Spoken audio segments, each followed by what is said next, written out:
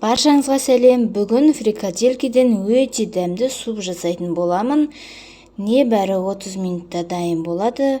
Сіздер де жасап көріңіздер. Ендеше тамағымызды, супымызды бастайтын боламыз. Қызып тұрған майымызға ұсақтап туралған пиязымызды салып, сарғайтып қызарғанша қуырып аламыз.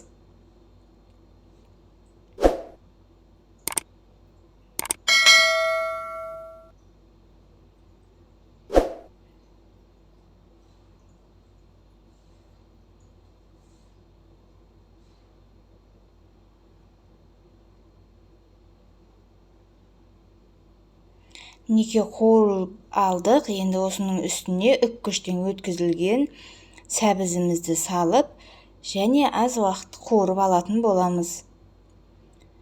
Каналыма тіркеліп, лайк басып, комментарий жазуды ұмытпаңыздар. Енді осының үстіне суымызды құйып, қайнағанша қойып қоятын боламыз.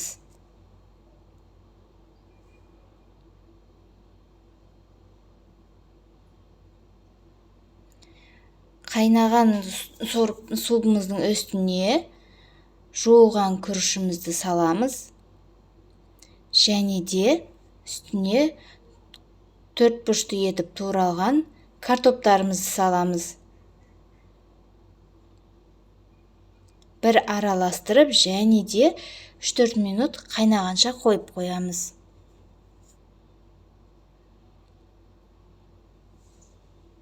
Мінекей біздің супымыз қайнап жатыр. Осының үстіне фрикаделькилерімізді саламыз.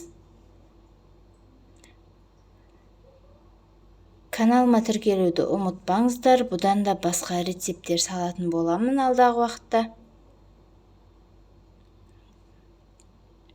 Бір араластырып, және бір қайнатып аламыз. Үстіне тұзымызды,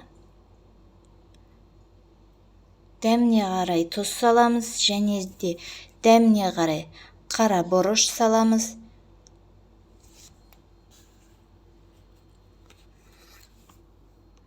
Петрушка, және де укроп, лавровый лист бар болса, лавровый лист салсаңыздар да болады.